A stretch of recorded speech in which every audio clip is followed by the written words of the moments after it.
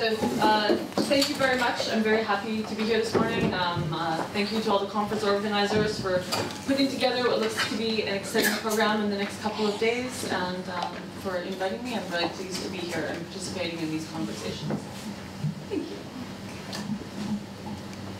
So where I'm going to start this morning is thinking about sort of what posthumanism means and how difficult it is when someone asks sort of what you do and you say you work on posthumanism and they're like, what is that? So when I've been talking to other academics, posthumanism has a pretty clear meaning to them. And when I'm talking to sort of science fiction fans, the geek community, which is another community I frequent, it also has a pretty clear meaning to that group. But the sort of connotations that the term posthumanism has for each of these groups are quite distinct, and often there's not a lot of overlap between them. And so what I'm going to argue for today is that we should put these two sort of streams of posthumanism into conversation, and that this conversation has implications for the sort of futures that we're actively involved in producing all the time. So what is posthumanism? For some, it's sort of the emphasis is on post-human embodiment, or at least post-natural human embodiment, whatever we might mean by natural. And so for people who think of posthumanism in these terms, the posthuman is the cyborg or the replicant in films such as Blade Runner. It's the genetically modified transgenic agents in things such as James Cameron's series Dark Angel, for any of you remember Dark Angel on television. Or it's something like the uploaded mind and AI hybrid of a recent film like Transcendence. So posthumanists associated with the singularity, as it was predicted by Werner Vinge, endorsed by Hans Moravec and Ray Kurzweil, and found in fictions by people like Charles Stross and Cory Doctorow. And it animates the dreams of members of organizations such as Humanity Plus or the Alcor Life Extension Foundation. And I'm calling this kind of posthumanism engineering posthumanism, which tries to ask questions about the kind of futures that we want to build, as we see in the work of places like the Oxford's Future of Humanity Institute or the World Future Society. But at times I find that they're sort of not sufficiently politicized in the questions that they're asking, which is where we have a kind of flip side of the coin of posthumanism, what we might call philosophical posthumanism. It's outlined in something like Carrie Wolf's book, What is Posthumanism?, associated with continental philosophy, especially the work of Jacques Derrida and Gilles Deleuze, and it's present in the work of feminist scholars such as Donna Haraway and Rosie Bordati. And this is less post-human embodiment and more post-humanism as an epistemological framework. It's seeking to transcend the limitations of anthropocentric thinking. And for me, this is very influenced by the sort of genealogical work that Foucault does, especially in The Order of Things, when he talks about the invention of the human as something that has a specific and contingent history. He says it is an invention of recent date that is perhaps nearing its end. And so from this point of view, posthumanism is sort of paradoxically, it's both after the human, but also before the human, in a way, before this historically situated human. This kind of posthumanist thinking rejects binaries that have structured much of Western thought, so self, other, male, female, human, animal, culture, nature, colonizer, colonized, and more. And it tries to think about our species outside this frame of the human as produced by what Foucault calls the human sciences. So this second kind of posthumanism is closer to my own way of thinking about the topic, seeking to move beyond the limitations of humanism as a political and social discourse, and for ways that we might configure what it means to be Homo sapien differently. And for me, then, it's connected to political projects that are trying to think about current conditions, like what's recently being called the Anthropocene in critical theory, and ways in which the sort of impact of the human species on this planet has led to certain consequences. And so the final thing I kind of want to throw into the mix is that while I was working on this or other papers on the topic, every time I type the word posthuman, my autocorrect in my word processing, it always wants to change it to, in English, it wants to change it to posthumous. So this got me sort of thinking about like what's the relationship between the posthuman and the posthumous. And so here I'm sort of connecting the posthuman to questions that are raised by biopolitical theory. So this is again where Foucault's influence is coming through, but also people like Giorgio Agamben and Roberto Esposito, and thinking through biopower, not so much the sort of individualized disciplining of the body, individuated subjects biopower, That's the work of Foucault that I think is more familiar, as it's been taken up at least in humanities departments. But sort of thinking of biopower in terms of the operation of politics on life at the aggregate level, at the species level, at the population level. And this is where also, as well as a biopolitical side, it has a thanato-political side. And so that's one of the things I want to think about this morning. So Foucault tells us that while the right of sovereignty was the right to take life or let live, the new right established with the rise of modern governance is the right to make life or let die. And crucially, these are entwined. So not only are certain kinds of lives fostered and shaped through disciplinary institutions, while others are let expire through neglect or design. But more importantly, there's this sort of logical connection between the two, so that some kinds of making live are attached to other sites of letting die. One of the ways of fostering the making live of the new body politic is by expelling or excising what is deemed unhealthy to it. And so I want to think about the posthuman as an object of this kind of biopolitical governance in terms of this dialectic between posthumanism that's about the becoming more than human in certain kinds of discourse that celebrate this idea of controlling our own evolution and things like that, and its relationship to the sort of ongoing struggle to be recognized as human, or new categories of being excluded from the human that's always happened to sort of politically dispossessed groups. So the sort of question I'm asking then is, what is the letting die that accompanies the making live of certain kinds of posthumanisms? And I frame this discussion via Agamben's work on the biopolitical operation of the state of exception, which he suggests epitomizes the modern state of governance by this split between bios, which is the life of the sort of citizen subject, and zoe, which is mere biological life. Bare life is a way that it's often translated into English. Both Foucault and Agamben argue that the fundamental division structuring biopolitics is this one between lives that are deemed worth living and those that are deemed expendable. So following Agamben, I would broadly, and I'll put the caveat here that I recognize when you're making these kind of broad generalizations, you inevitably oversimplify things, so I'm well aware of that. Still, feel free to challenge me in the question period. But I'm broadly going to characterize the engineering posthumanism as addressed to those who are sort of securely occupying this place of bios, while philosophical posthumanism is striving to sort of include zoe into our politics, to interrogate the way that line operates. And here I'm really drawing on a lot of Rosie Berdotti's work, what she talks about making sustainable models for the future.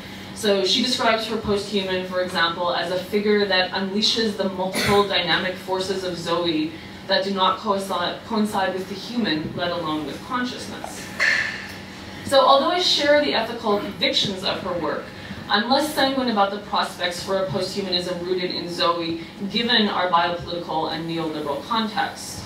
And so this morning I want to work through some of these concerns by looking at three topics: the commodification of the human in biotech, its implications for a progressive politics that roots its interventions in the notion of human rights, and then the consequent production of the inhuman in sites such as migrant labor or in organ exchange, which will be my primary example this morning. So I'm seeking a posthumanism then that risks neither the egotistical fantasies of what Mark Derry called escape velocity, but also is not the abject posthumanism that's associated with Agamben's Homo Sacer. And I'm going to focus in particular on kind of biomedical interventions, because that's where a lot of my research is currently. So as critics such as Eric Kasdan, Melinda Cooper, and Kajik Singer-Rajan have pointed out, the risks and rewards of biomedical interventions are unevenly distributed. Visions of immortality for some are built on a reality of increased biological vulnerability for others, in circumstances from the international market and body organs and transplant tourism, which is a real thing, the class field locations of dumps for toxic byproducts of new research regimes, or the inequalities of pharmaceutical distribution in which one's chances of living or dying from treatable conditions are dependent on neoliberal profit margins. So how can we think about a making live of a kind of posthuman that is not a letting die for those deemed inhuman? So I want first to turn to this idea of the inhuman risks that come with the commodification of biological life in the markets for transplant organs, in the patenting of various genomic sequences, privatization of food, in the transgenic animals that are used in farming, and that's farming with a pH, so transgenic animals used to produce chemical compounds, in xenotransplantation, and in the production of cell lines such as HeLa, used in all kinds of research throughout the last 60 years, and an exhibit of which you can see growing at the gallery. So this is Henrietta Lacks, whose cells produced HeLa, and this is her family members who finally sort of got recognition for the fact that it was their mother's life.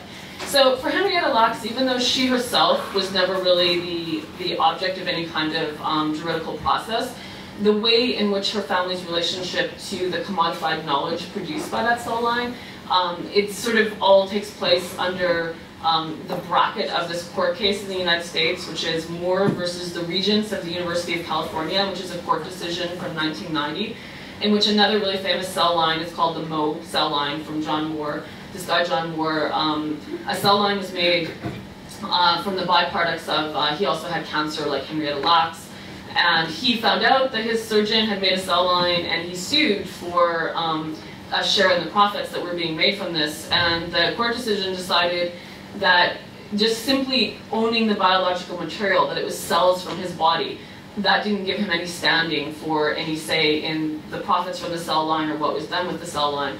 The standing came from the intellectual labor that had transformed the cell line into a commodifiable product. So the court sided with the doctors then. Okay, so as biology then becomes a science of applied engineering, and as human biological materials are increasingly detached from human bodies and circulating as commodities in organ banks, or organ transplants, blood banks, and reproductive tissue markets, the definition of the human is strained. So a subject may now be composed of biological tissues that are harvested from other individuals, chemical compounds harvested from transgenic animals, and manufactured components such as pacemakers, as well as the biological material with which he or she was born. So in this context, the human sort of becomes the post-human, and new ethical and legal frameworks are required to capture this reality. So responding to this context, Sheila Jasanoff argues that periods of significant change in the life sciences and technologies should be seen as constitutional, or more precisely bio-constitutional in their consequences, and that rights discourse needs to be reframed to acknowledge this changing definition of the human, and thus to redefine the obligations of the state in relation to the lives in its care. Human rights frameworks, whose address is to this entity, the discrete and autonomous livable human subject, who possesses inalienable rights, are just inadequate to this shifting material context.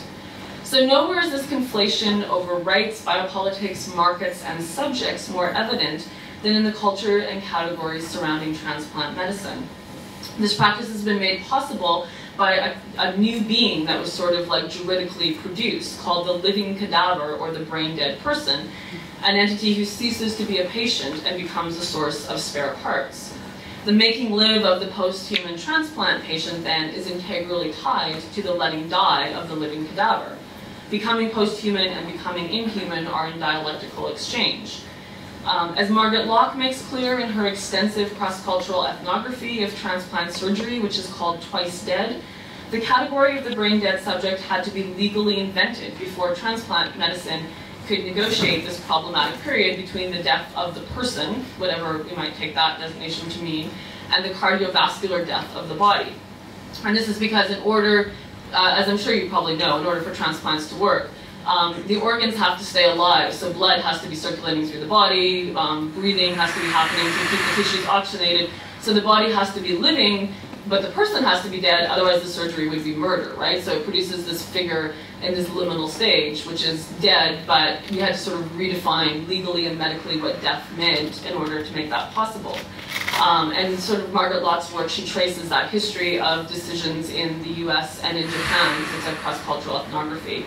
And she also reveals in her work the sort of conundrums this creates for medical teams too, because they have to reach this point where they switch from sort of treating a patient they're trying to save, and then a decision happens, and then suddenly they're like maintaining a body so that its organs are viable for use elsewhere. So transplant culture, of course, is not the first or only site of commodified human bodies in Western culture. Richard Titmuss was quick to identify the risks to civil society that came with blood transfusions, and his classic The Gift Relationship, From Human Blood to Social Policy, which was published in 1970, shows the consequences of allowing human tissues to enter a market rather than gift economy. And transplants, I think, are perhaps most haunted by this ghostly trace of historical exclusions of humanism. As scholars such as Ruth Richardson have pointed out, Western anatomical medicine emerges from the dissection of corpses stolen from poorhouses and gallows. So there's already a kind of class bias regarding who becomes the subject of this kind of medical experiment.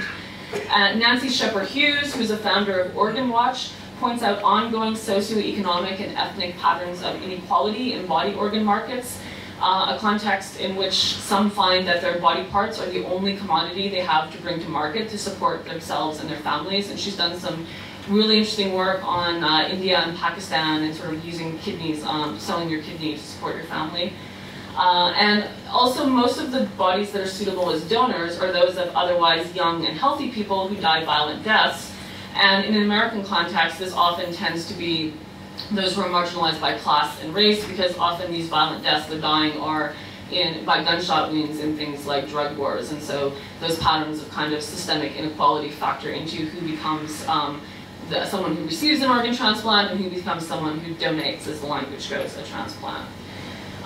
Transplant culture, thus, in some ways represents another site of transfer of wealth from the poor to the elite, although here it's vitality that's being redistributed, not economic capital. And this is also present in the markets for things such as eggs and sperm and reproductive assisted reproduction, and in labor such as surrogate pregnancy. The correspondence between access to transplants as patients or incorporation as donors and other patterns of inequality is mirrored at the global level as well in the emerging culture of transplant tourism. Transplant patients, as Aslihan Sanel reveals in her ethnography, struggle with this posthuman identity and its blurrings of boundaries. And so they often resist, they're sort of told to think of this as a commodity like any other, and as we know from Marx, right, the commodity form is supposed to erase the fact that there's social relations that lie behind this thing you buy on the market. And so for the transplant patients that Sanel studied, she found they really struggled with this fact that they knew they were given a second chance at life because someone else died. That relationship between making live and letting die was very present to them and something that was difficult for them to negotiate. Leslie Sharp's work on transplant culture further notes that whereas transplant recipients are encouraged by hospital staff to depersonalize their new organs and speak of them in terms that can sometimes approximate car repair, procurement staff regularly tell donor kin that the transplantation enables the donor's essence to persist in others, who are thereby offered a second chance at life. And what's more, she charts the fact that the more that transplant surgery improves, the more there's a demand for organs, and so the sort of standards about who is eligible, what kind of bodies are eligible to donate organs have really been lessened in the last 20 years. And also there's a shift that even though you're still not legally allowed to pay people for their organs in America, which is where she's doing her work, there's this shift to a kind of other kinds of financial exchanges. So for example, they offer donor kin a maximum $10,000 tax credit, a funeral expenses supplement, or a charitable donation credit. And there's also a new interest in prisoners' bodies and arguments that are being made that those willing to donate kidneys would then receive shortened sentences or death row clemency as a reward for this, quote, act of goodwill. So such posthuman organ recipients are thus bound up in relations of making live and letting die that cannot easily be understood in the celebratory terms of posthumanism embraced as life extension.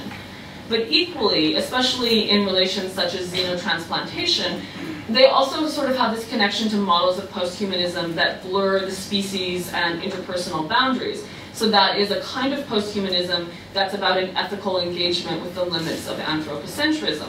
So I'm interested in this kind of conundrum that even the posthumanism that's about overcoming anthropocentrism has this sort of under-theorized, in my view, connection to death.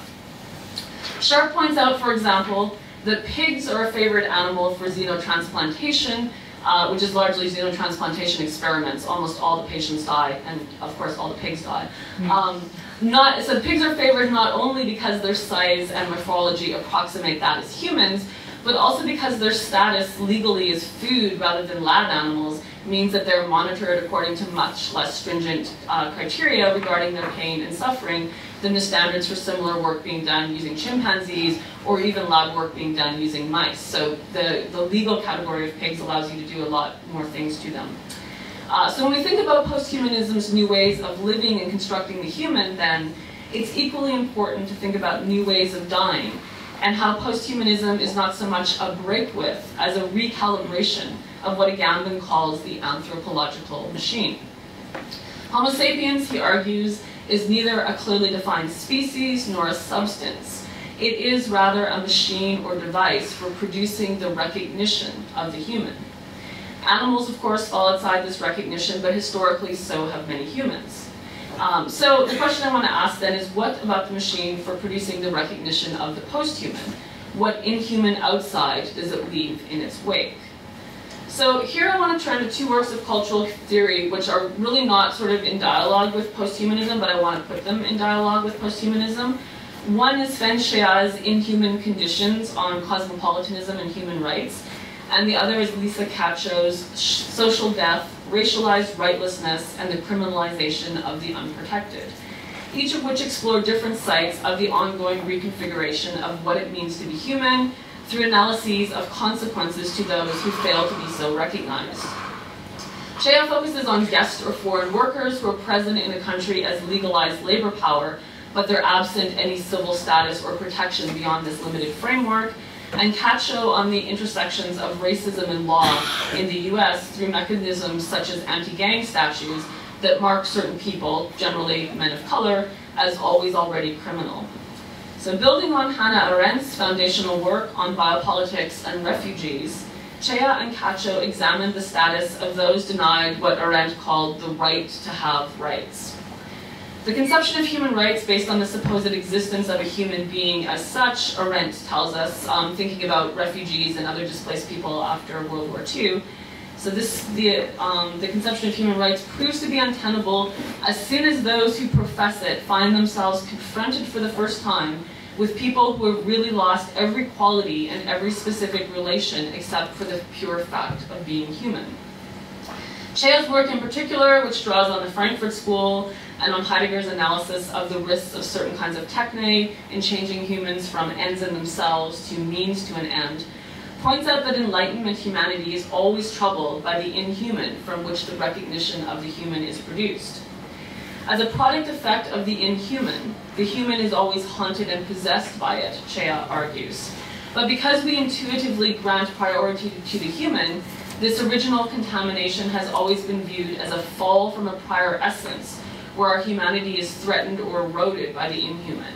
And so instead of sort of thinking of like the human as this inalienable status that we fall from, Schea is encouraging us to think about the fact that it's actually produced from this pre-existing condition of the inhuman by this thing that Agamben is calling the anthropological machine. So carefully tracing this philosophical history, Schea insists that while the human is not a mere ideological fiction, it is also not a concrete a priori that exists outside and independently of instrumentality. The human is instead materially constituted by instrumentality. Similarly, examining the disenfranchisement of marginalized populations in the US, Caccio points out that a legal alien is a signifier which should concern us because it signifies persons fundamentally unentitled to rights. And it thus refers to a category of non-personhood that institutes discrimination.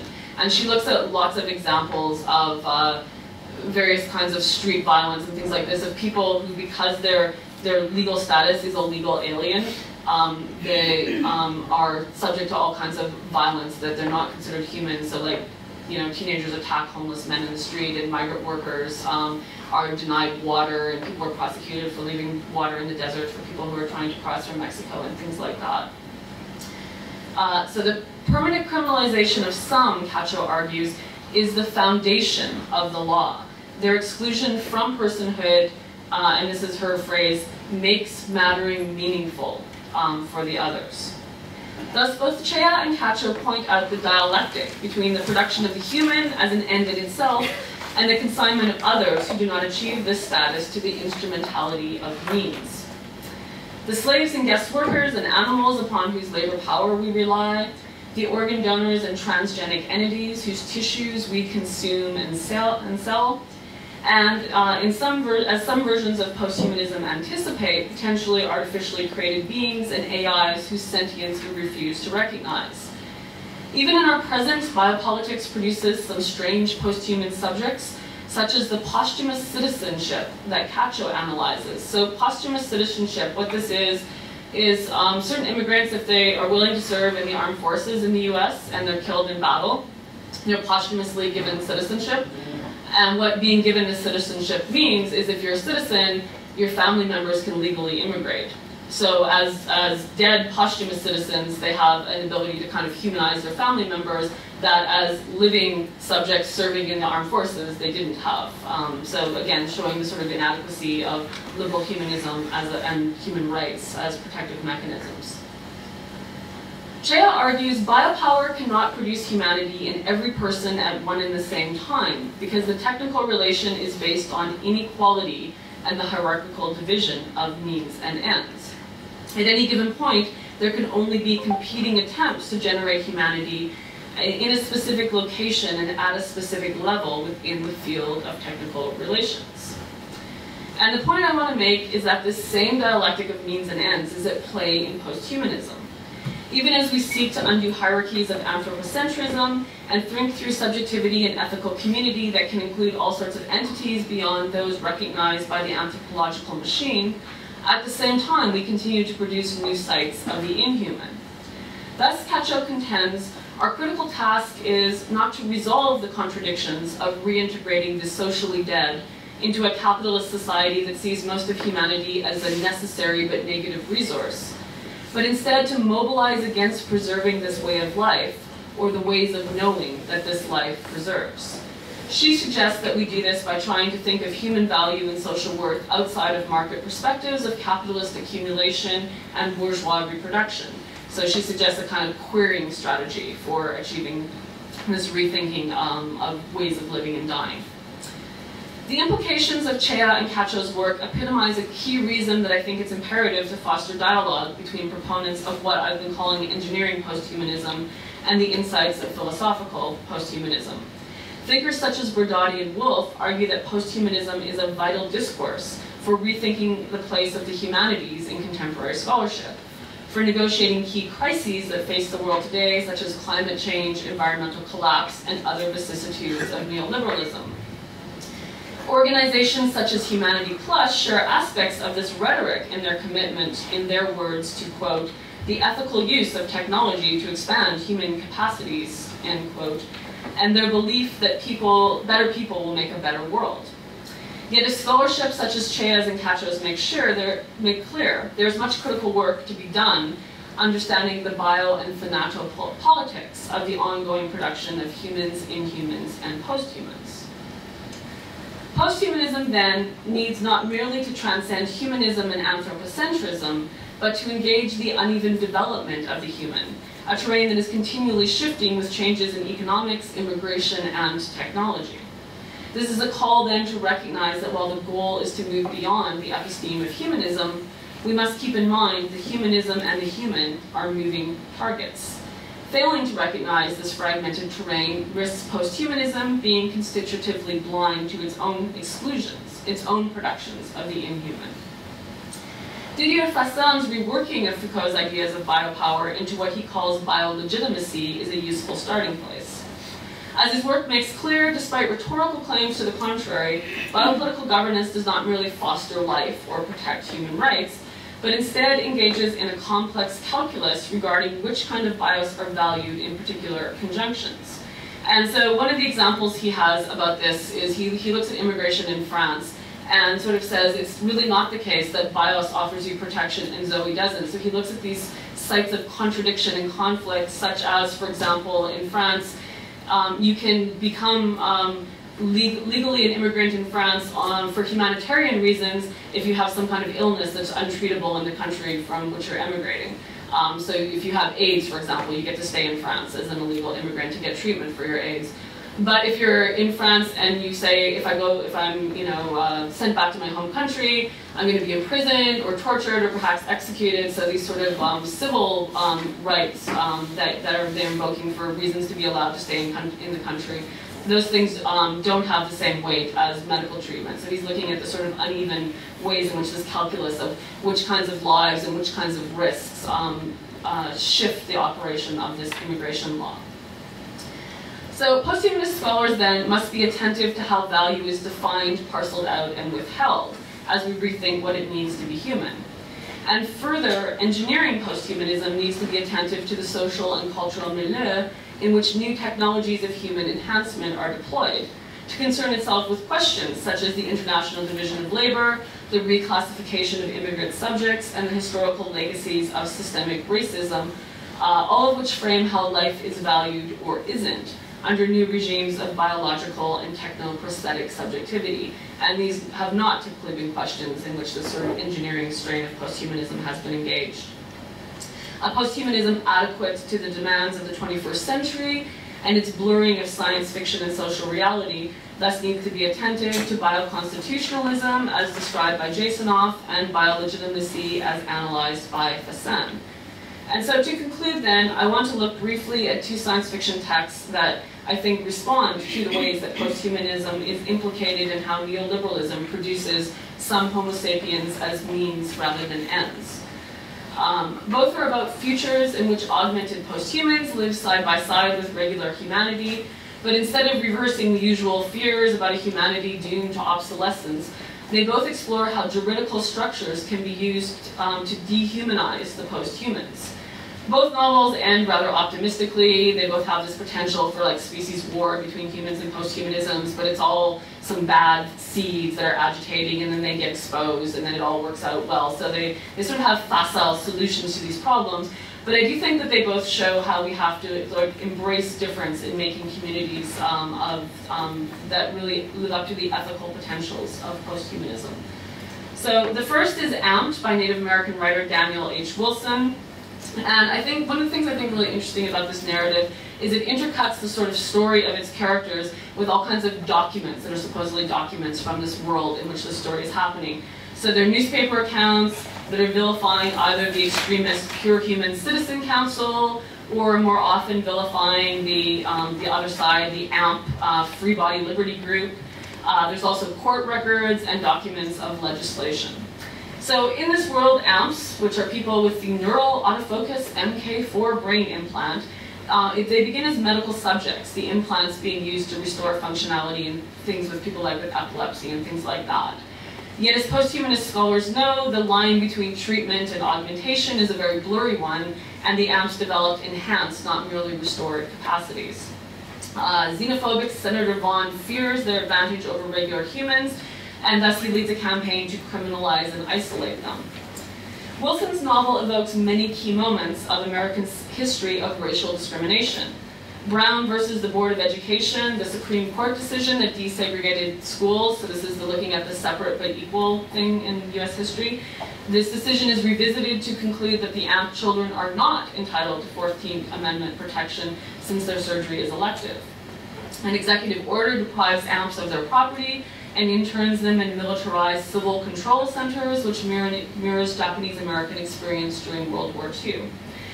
And what's more, Wilson structures his distribution of AMP surgery such that it is initially not yet another medical advantage for the privileged. Instead, most AMPs are either military veterans, who tend to be recruited from economically and ethnically disadvantaged groups in the US, or they're children with learning disabilities from poor neighborhoods who are given neural implants under some legislation called Uplift for Educational Performances Act. So this is about like the No Child Left Behind kind of policy turned into technology. Wilson thus embeds his thriller about human and post-human struggle within an already existing material context in which chances to thrive or fail of prolonged life or early death are unevenly distributed based on ethnicity and class. His engagement of post-human futures then reminds us that the post-human and the inhuman are produced simultaneously. The novel is careful neither to celebrate nor to vilify the technology. He calls it both what makes us strong and what makes us dangerous as humans. And it sees the post-human future as inevitable. And the work concludes then with this ambiguous observation. This is the final sentence, a conversation between two people about like what comes next. And one says, we're going to be fine, different, but fine, because most people are good, right? And that's the last line in the novel. So the second novel I want to talk briefly about is Rosa Montero's Tears in Rain, which takes its title from the dying, Roy Batty's dying speech in Blade Runner. If you might recall, he talks about his experiences and the things he's seeing humans could never see and how they're all going to be lost like tears in rain. And it's similarly attentive to the importance of socioeconomic difference in structuring who gets to be human. Set in a future in which artificial beings, which are called techno-humans, since replicant is a racial slur, so as in Dick's novel or Scott's film, these techno-humans were created for labor. They have a limited lifespan of 5 years, although we learn near the end of the novel that this is a political limitation, not a biological one. They all die of cancer, but this proves to be something more like planned obsolescence than an inherent risk in manufacturing entities from stem cells, and that's how these techno-humans are produced. The novel opens with the death of a techno-human and our protagonist, Bruna Husky, calling for medical help. She calls the hospital first, but since the woman is not insured and up to date with her payments, they will not come. Second, she calls the Samaritans, a charitable organization, but this time the barrier is that they prioritized humans, of course, a practice that wasn't legally acceptable, but it was what happened. Thus, like Wilson, Montero creates a social landscape that is structured not merely by a boundary between humans and posthumans, but instead a continuum in which personhood is distributed across a spectrum of differences informed by regimes of biolegitimacy, including the ability to pay for treatment.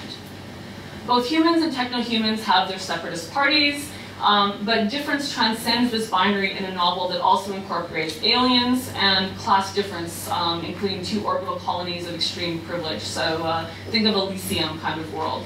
And so there's all these sort of different levels of difference, not simply all the humans against all the post-humans.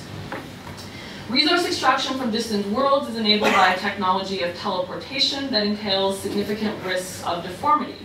Those compelled by their jobs to take such risks and transport beyond the threshold of safe exposure, who thus become deformed, are discriminated against just as much as are the aliens and are the techno-humans.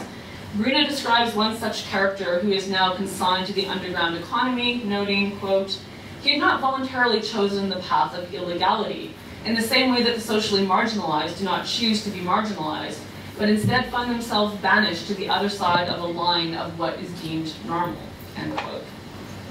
The techno-humans in Montero's novel are like the foreign guest workers analyzed by Chea.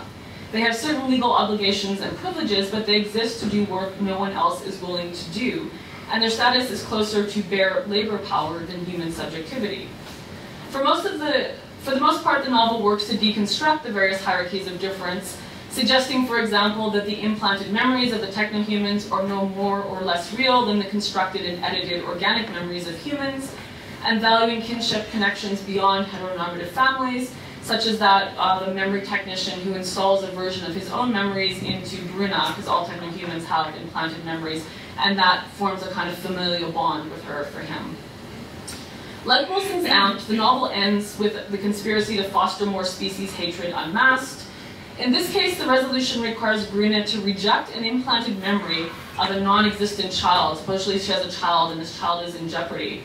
And she's supposed to kill someone to ensure the safety of her own child. And she has to recognize this is an implanted fake memory. By refusing this hegemonic narrative of individual reproduction and the future as embodied in one's own child, choosing instead the kinship of the post-human family of techno-humans, aliens, and humans who are her community, Bruna serves as an example of the kind of queer space-time that can revise our understandings of value and biolegitimacy, imagining a future beyond competitive market values and heteronormative families. Both Amped and Tears in Rain then serve as exemplar posthumanist narratives that compel us to think about posthumanism within a biopolitical framework. They remind us that even as we seek to transcend the exclusions and violence that accompanied the humanist and Enlightenment projects, we must remain attentive to posthumanists' own moments of letting die as much as to its possibilities for making live. Thank you.